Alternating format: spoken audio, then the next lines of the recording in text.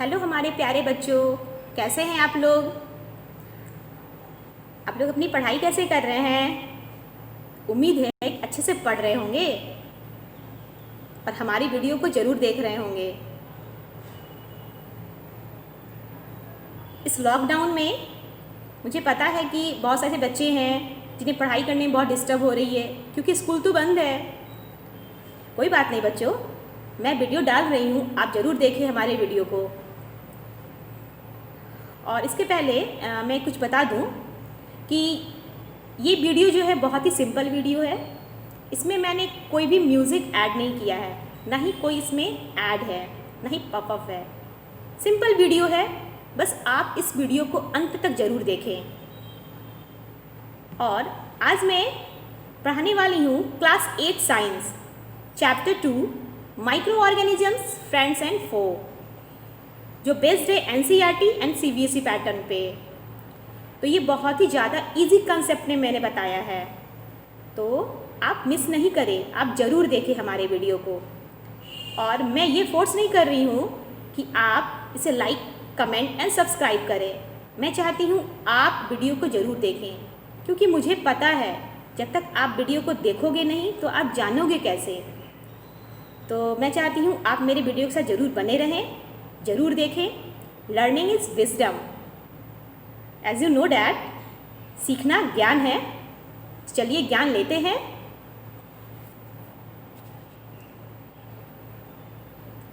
Micro organisms friends and foe. Micro organisms जो होते हैं वो हमारे लिए फ्रेंड्स एंड हमारे लिए दुश्मन कैसे हैं। फ्रेंड्स मीन्स दोस्त, फो मीन्स दुश्मन। माइक्रो, ये माइक्रो जो वर्ड होता है, माइक्रो मतलब होता है बहुत ही छोटा, जो हमें अपने खुले आँखों से दिखाई नहीं देता है। ऑर्गेनिजम्स मीन्स लिविंग थिंग्स, यानी जिंदा प्राणी। तो ये माइक्रो ऑर्गेनिजम्स जो होते हैं वो हमारे लिए फ्रेंड्स कैसे हैं, हमारे लिए दुश्मन कैसे हैं। तो इंट्रोडक्शन में, many living organisms are present in soil, water and air around us. बहुत सारे लिविंग ऑर्गेनिजम्स होते हैं जो हमारे चारों तरफ प्रेजेंट हैं। वो एयर में, सॉइल में, वाटर में होते तो हैं वो, बट हमें वो दिखाई नहीं देते हैं। Some of these organisms are so small that we can not see them with naked आई।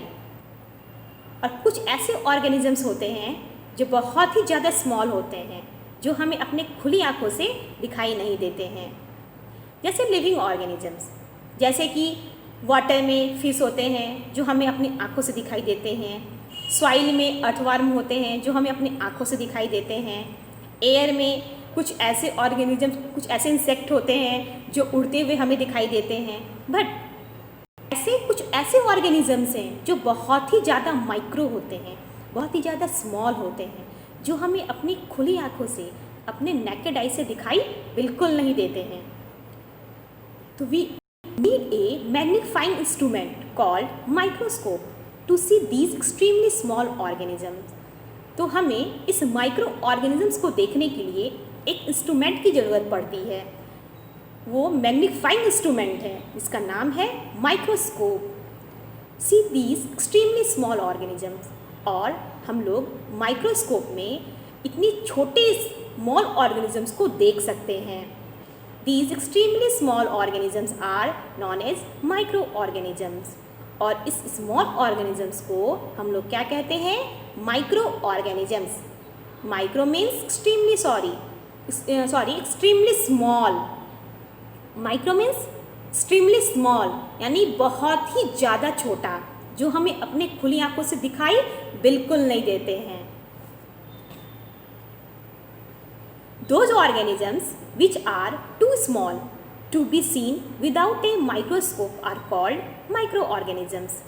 इन्हीं सभी स्मॉल ऑर्गेनिजम्स में जो बहुत ही ज़्यादा स्मॉल होते हैं, जिन्हें हम देख नहीं सकते हैं, लेकिन उन्हें देखने के लिए हमें माइक्रोस्कोप की ज़रूरत पड़ती है। तो बच्चों, आप समझ गए होंगे कि ये माइक्रो ऑर्गेनिजम्स क्या होते हैं और उन्हें देखने के लिए किस इंस्ट्रूमेंट की ज़रूरत पड़ती है। और वो इंस्ट्रूमेंट मैं आपको आगे दिखाती हूँ। इसके पहले कुछ जान जाए। Some of this organisms are harmful to us. कुछ ऑर्गेनिजम्स होते हैं, कुछ माइक्रो ऑर्गेनिजम्स जो हमारे लिए क्या है, हार्मफुल है, यानी हमें उनसे हानि होती है। The micro organisms like certain bacteria and fungi make our food go bad. बच्चों, आपको बैक्टीरिया तो दिखाई नहीं देते हैं, ना ही फंगी दिखाई देते हैं, इनफैक्ट हमें भी दिखाई नहीं देते हैं बैक्टीरिया और फंगी। तो इसे देखने के लिए हमें माइक्रोस्कोप की ज़रूरत पड़ेगी। तो ये जो माइक्रो ऑर्गेनिजम्स हैं लाइक बैक्टीरिया, फंगी, ये क्या करते हैं, अगर हमारे फूड में चले जाएंगे, हमारे खाने में चले जाएंगे, तो ये हमारे खाने को क्या कर देते हैं, खराब कर देते हैं, बैड कर देते हैं। The micro organisms also cause disease in humans, other animals and plants. Micro organism से हमें क्या होता है, डिजीज़ होता है, बीमारी होती है। ह्यूमन में बीमारी होती है, एनिमल्स में बीमारी होती है, प्लांट्स में बीमारी होती है। This disease like common cold, और कुछ डिजीज़ के नाम दिए गए हैं जैसे कि कॉमन कोल्ड। कॉमन कोल्ड सभी को लगभग होती रहती है, ऑलमोस्ट सारे बच्चों को, बड़ों को ये कॉमन कोल्ड एक कॉमन चीज़ हो गया है। सर्दी खांसी ये कॉमन चीज़ हो गया है। फिर malaria, skin infection, typhoid, tuberculosis, cholera, measles, chicken pox, small pox and AIDS etcetera, ये सारी डिजीज़ का नाम है जो किससे होती है, माइक्रो ऑर्गेनिजम्स के कारण होती है। ये हमारे बॉडी में क्या करते हैं, डिजीज़ काउज करते हैं। Are all cause by action of various types of micro organisms. तो ये सारे डिजीज़ का नाम है और बहुत सारे माइक्रो ऑर्गेनिजम्स के थ्रू ये डिजीज़ होता है। Some of the micro organisms grow on our food and cause food poisoning. इसीलिए कहा जाता है बच्चों कि फूड को हमेशा ढक के रखना चाहिए, कवर करके रखना चाहिए, ताकि उसमें कोई भी माइक्रो ऑर्गेनिज्म न लगे। अगर माइक्रो ऑर्गेनिजम्स उस फूड में ग्रो करने लगेंगे, आप उसे खा लोगे तो आपको फूड पॉइजनिंग हो जाएगी, पेट में दर्द होने लगेगा। तो मैं हमेशा आपको यही एडवाइस दूंगी कि आप फूड को हमेशा ढक के रखें, अपने हाथों को क्लीन करके रखें। Some of the micro organisms are also useful us. तो हमने जाना कि जो कुछ माइक्रो ऑर्गेनिजम्स होते हैं वो हमारे लिए हार्मफुल होते हैं, यानी हमें उससे कोई बेनिफिट नहीं होती है। लेकिन कुछ ऐसे माइक्रो ऑर्गेनिजम्स हैं जिसे हमें उनसे कुछ बेनिफिट होती है। तो उनसे हमको क्या होता है, हमें उनसे कुछ लाभ मिलता है, वो हमारे लिए यूज़फुल हैं, हमारे लिए उपयोगी हैं। तो वो कैसे हैं? For example, the micro organisms like certain bacteria help in making food products such as curd and cheese. तो आपने कर्ड के बारे में जाना है, चीज़ के बारे में जाना है।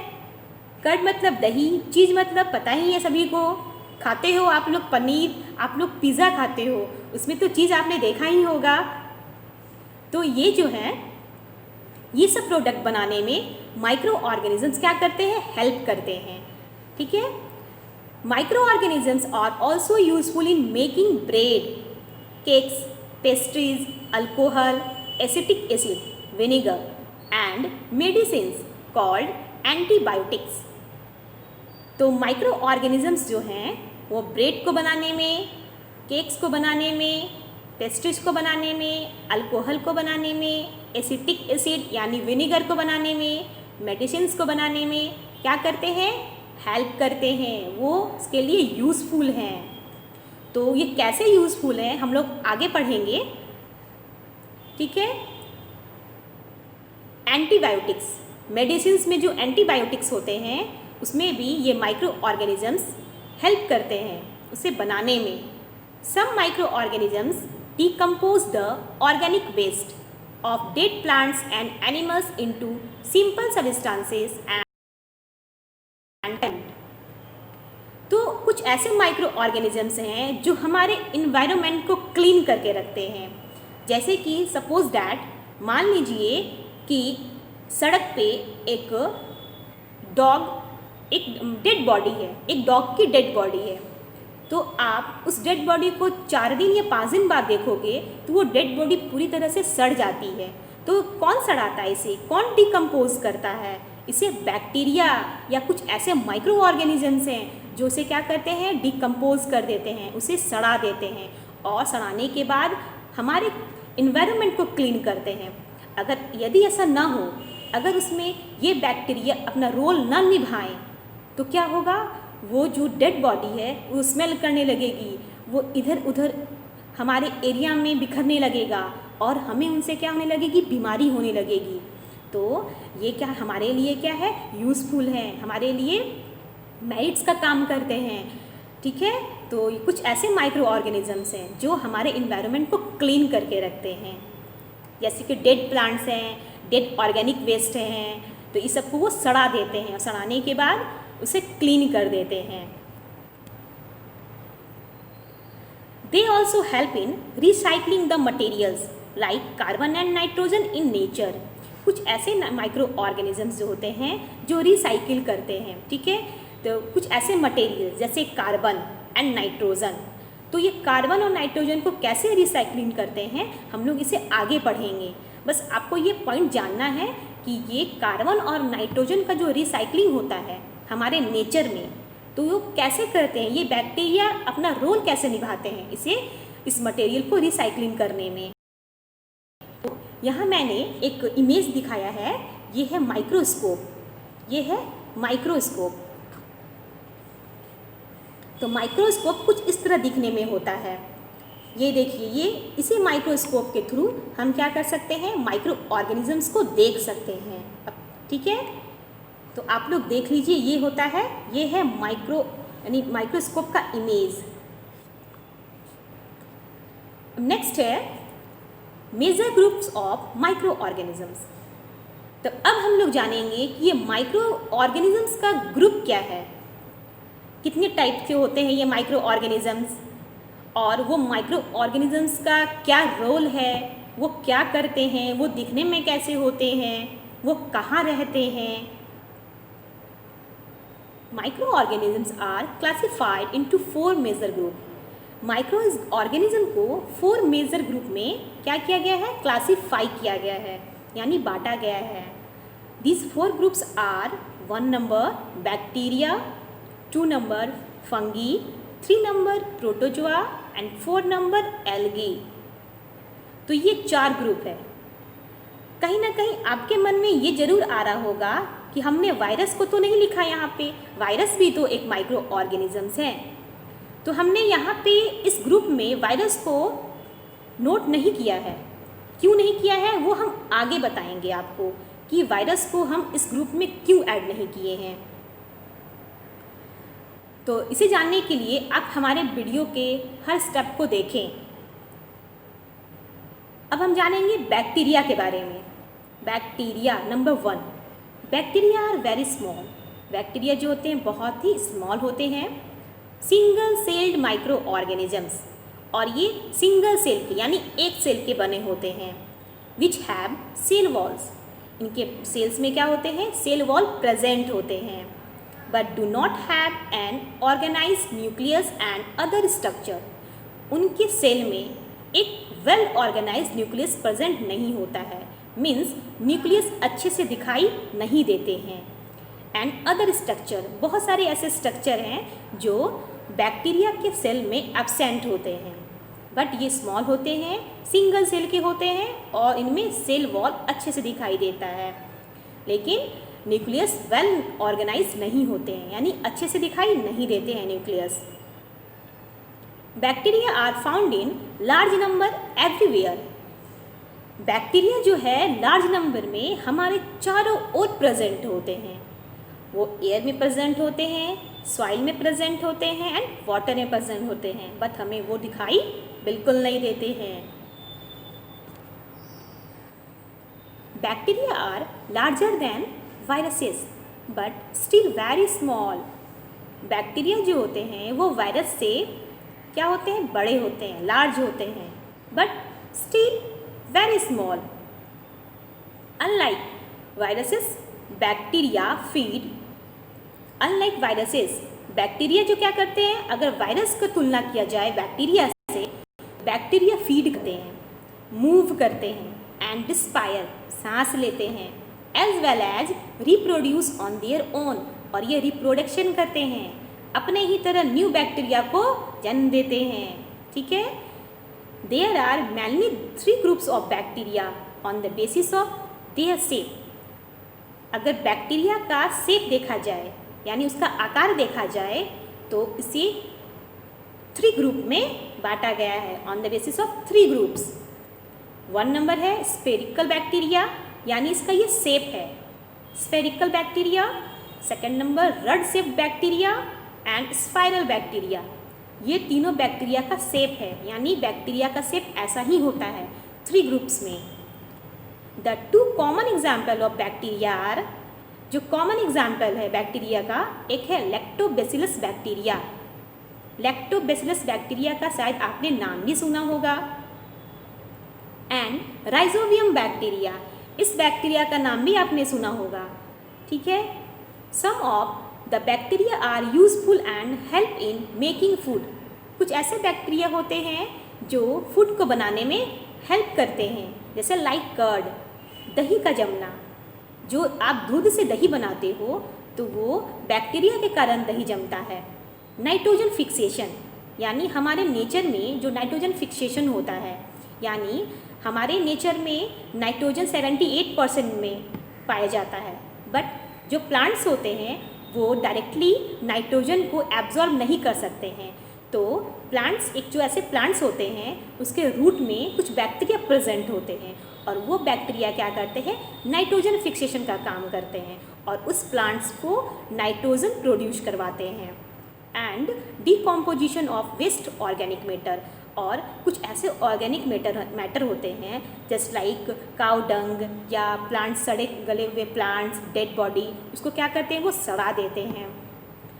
On the other hand some of the bacteria cause disease. अगर दूसरे तरफ आप देखें तो क्या होता है, बैक्टीरिया डिजीज काउज करते हैं। तो आपने इस बैक्टीरिया के बारे में क्या क्या जाना, ये छोटे होते हैं, सिंगल सेल के बने होते हैं, और इनमें सेल वॉल प्रेजेंट होते हैं, बट न्यूक्लियस अच्छे से दिखाई नहीं देते हैं। कुछ ऐसे अदर सबस्टांस है वो भी दिखाई नहीं देते हैं, और ये क्या करते हैं, बैक्टीरिया फीड करते हैं, मूव करते हैं, इंस्पायर करते हैं, रिप्रोड्यूस भी करते हैं, और इसे शेप यानी on the basis of shape, उसके साइज शेप के अकॉर्डिंग इसे 3 पार्ट में बांटा गया है, spherical bacteria, rod shape bacteria and spiral bacteria. और 2 कॉमन एग्जाम्पल्स दिए गए हैं, lactobacillus bacteria and rhizobium bacteria. ठीक है, और बैक्टीरिया क्या करते हैं, हमारे लिए यूज़फुल भी होते हैं, वो फूड को बनाने में हेल्प करते हैं, फिर नाइट्रोजन का फिक्सेशन करते हैं, ऑर्गेनिक मैटर का डिकम्पोजिशन करते हैं, एंड अदर हैंड में देखा जाए बैक्टीरिया डिजीज काउज करते हैं। तो वो कौन कौन सा डिजीज़ है, some of human diseases cause by bacteria are cholera, typhoid, tuberculosis यानी TB, diphtheria, whooping cough and food poisoning. ये सारे डिजीज़ का नाम है जो जिसके किसके कारण होता है, ये बैक्टीरिया के कारण होता है। तो ये सारे डिजीज़ ह्यूमन में होते हैं। जैसे कि यहाँ पे शेप दिखाया गया है स्फेरिकल शेप, यानी ये बैक्टीरिया का स्फेरिकल शेप है, ये स्फेरिकल शेप है। ये बैक्टीरिया का रड शेप है। सॉरी, हमने ये रड शेप ये वाले हैं, आप लोग ध्यान देंगे, रड शेप ये वाले हैं और स्पाइरल शेप ये वाले हैं। यानी आप रड से समझ रहे होंगे ये रड है और ये स्पाइरल है, यानी स्पाइरल किया हुआ, बाइंडिंग किया हुआ। तो हमने यहाँ टाइपिंग में कुछ मिस्टेक कर दिया था, मतलब बी को यहाँ होना चाहिए था, सी को यहाँ होना चाहिए था। तो आप ध्यान देंगे बच्चों, ये स्पाइरल शेप है, स्पाइरल किया हुआ, ये रड शेप है ये वाला, और स्फेरिकल शेप ये वाला। यानी ये 3 साइज है, शेप है बैक्टीरिया के, जो ऐसे ही होते हैं दिखने में। देन नेक्स्ट, तो आपने बैक्टीरिया के बारे में अच्छे से जाना। अब नेक्स्ट है फंगी, यानी ये भी एक माइक्रो ऑर्गेनिजम्स है। अब फंगी के बारे में जानेंगे, ये फंगी कैसे होते हैं, इनका क्या रोल होता है। Fungi are a large group of organisms जो लिविंग ऑर्गेनिजम्स होते हैं यानी माइक्रो ऑर्गेनिजम्स होते हैं, इसमें ये लार्ज ग्रुप में प्रेजेंट होते हैं fungi, which do not have chlorophyll, और फंगी में क्लोरोफिल प्रेजेंट नहीं होता है, एंड डू नॉट फोटोसिंथेसिस, और ये फोटोसिंथेसिस यानी प्रकाश संश्लेषण नहीं करते हैं, अपना खाना खुद नहीं बनाते हैं। Some example of fungi are yeast, molds such as bread molds, penicillium and mushroom, ये सारे फंगी के एग्जाम्पल हैं। ईस्ट एग्जाम्पल हैं, मोल्ड्स यानी कि bread moulds, penicillium and mushroom, ये सारे फंगी के एग्जाम्पल्स हैं। सम फंगी लुक्स लाइक प्लांट्स, कुछ ऐसे फंगी होते हैं जो प्लांट्स की तरह दिखते हैं, but they can not make their own food like the plants do. तो इससे क्या पता चलता है, वो प्लांट्स की तरह दिखते हैं, लेकिन आपको पता है कि प्लांट्स क्या करते हैं, फोटोसिंथेसिस करते हैं, बट ये फंगी दिखने में लगते हैं प्लांट्स की तरह, बट ये फोटोसिंथेसिस नहीं करते हैं प्लांट्स की तरह। Fungi needs moist and warm condition to grow, और फंगी को ग्रो करने के लिए मॉइस्ट कंडीशन चाहिए, वार्म कंडीशन चाहिए। मॉइस्ट मतलब नमी, वार्म मतलब हल्का गर्मी, तो ये कंडीशंस चाहिए उसके ग्रो के लिए। अगर ये सुटेबल कंडीशन रहा तो फंगी क्या करेंगे, ग्रो करने लगेंगे।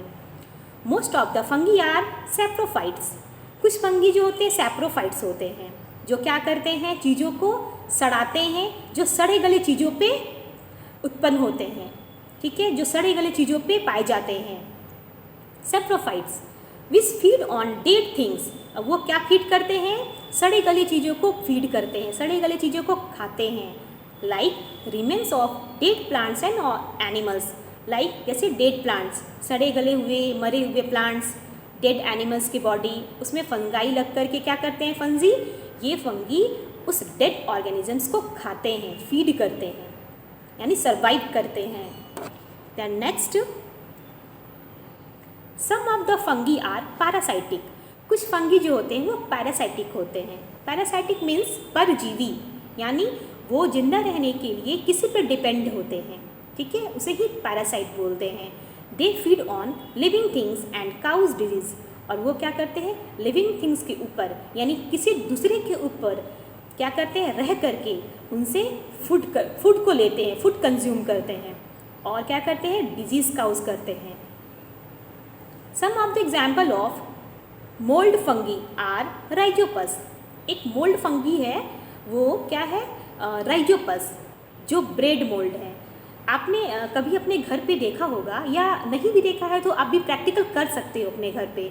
आप एक ब्रेड को टिफ़िन में बंद करके 2 या 3 दिन तक रख दो, या 3 दिन के बाद फिर उसे आप देखो तो आप देखोगे ब्रेड में कुछ ये कॉटन की तरह स्ट्रक्चर दिखता है, वाइट कॉटन की तरह, रुई की तरह। तो यही क्या है, राइजोपस है, ब्रेड मोल्ड, ठीक है, यही क्या बोलेंगे, राइजोपस बैक्टीरिया, ठीक है, bread mould. Penicillium and Aspergillus, ये सारे राइजोपस बैक्टीरिया नहीं है, फंगी है, राइजोपस एक फंगी है, और ये ब्रेड मोल्ड है, यानी ये ब्रेड पे लगते हैं, ठीक है, और पेनिसिलम और एस्परजिलस ये भी क्या है, फंगी है, यानी ये तीनों फंगी के एग्जाम्पल्स हैं। The fungi like east and molds are very small in size and can be seen clearly only with the microscope। तो आप फंगी में लाइक ईस्ट को, मोल्ड्स को, यानी छोटे छोटे स्मॉल साइज के मोल्ड्स को देखने के लिए, क्लियर तरीके से देखने के लिए हम क्या करेंगे, माइक्रोस्कोप का यूज़ करेंगे। माइक्रोस्कोप की हेल्प से हम इन छोटे माइक्रो ऑर्गेनिजम्स को, इन फंगी को देख सकते हैं। The fungi such as mushroom, तो मशरूम जो होता है वो फंगी है। फिर toadstool and puffballs are bigger in size, ये तीनों जो फंगी का नाम है, ये तीनों साइज में बिगर होते हैं ईस्ट के कंपेयर में, उसके बाद राइजोपस, ब्रेड मोल्ड्स के कंपेयर में।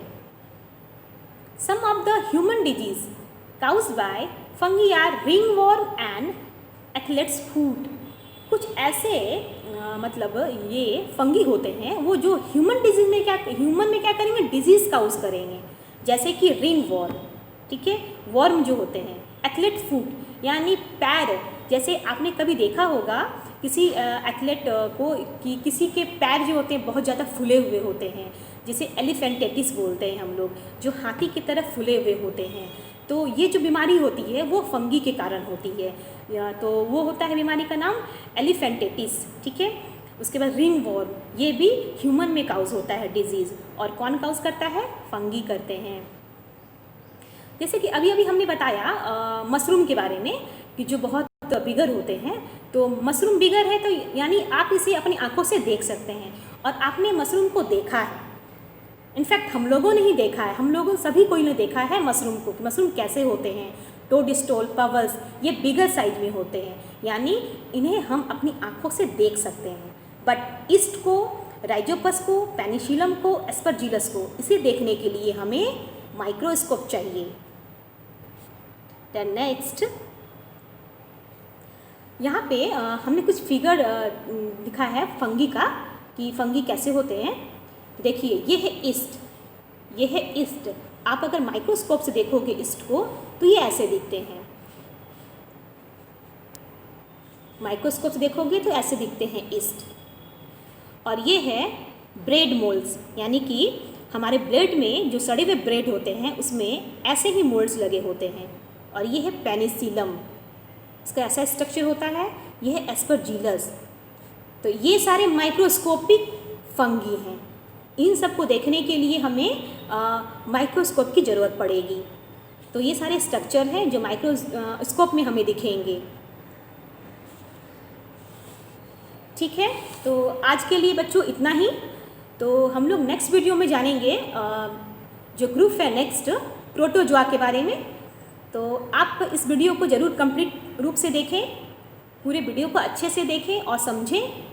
जब तक आप वीडियो को नहीं देखोगे आप नहीं जान पाओगे, क्योंकि मैंने बहुत इजी तरीके से बताया है, और ना ही कोई हमने कोई तामझाम किया है, ना ही कोई म्यूज़िक ऐड किया है, क्योंकि बस म्यूज़िक ऐड करने से नहीं होता है। मेरा कहना है कि आप मेरे साथ कनेक्ट रहिए, आप ज़्यादा से ज़्यादा अच्छे से अच्छे नॉलेज गेन कीजिए। ऐसा नहीं है कि हम किसी चीज़ को टाइप कर देंगे या इसमें प्रेजेंटेशन बना देंगे, आपको बता देंगे तो आप समझ जाएंगे।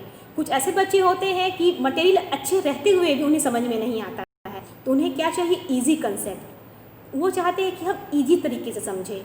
तो आप मेरे वीडियो के साथ बने रहिए। तो मिलते हैं नेक्स्ट वीडियो के साथ, तब तक के लिए प्रणाम एंड नमस्ते।